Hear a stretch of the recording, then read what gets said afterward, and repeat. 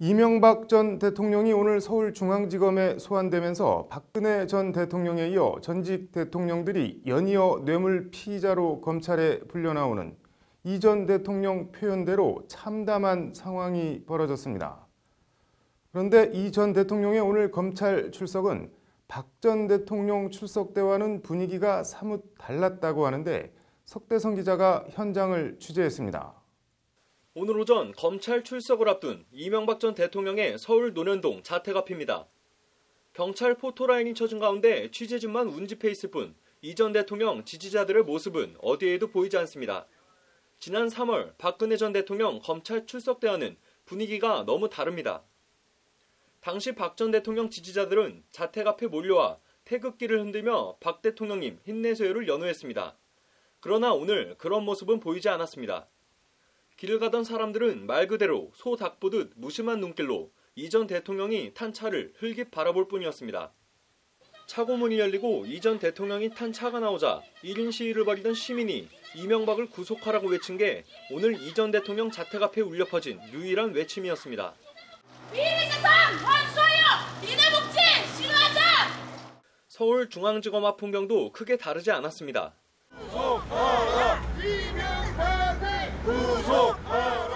국민혈세도둑, 저축은행 사태 진상규명, 공무원 노조 부당해고, 이런저런 손팻말을 들고 나온 사람들의 이 전 대통령 구속을 촉구하는 목소리가 여기저기 날리고 있을 뿐 지난해 3월 보수와 진보단체들이 팽팽히 맞섰던 박근혜 전 대통령 검찰 출석 때와는 완전히 다른 풍경입니다.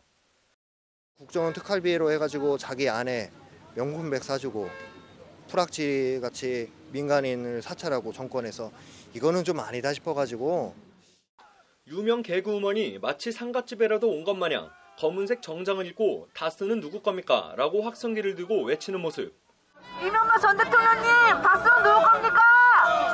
강문희 씨가 생각하기에 가스는 누구 거라고 생각하세요? 네, MB 거라고 다들. 그런가 하면 아예 길바닥에 드러누운 사람도 있습니다.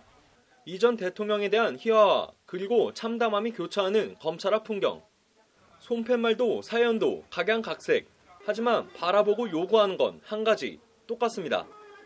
그가 저지른 죄가 너무 많기 때문에 너무나 많은 국민들이 피해를 봤기 때문에 반드시 구속돼야 됩니다. 박근혜보다 100배 더 구속 사유가 있다고 봅니다.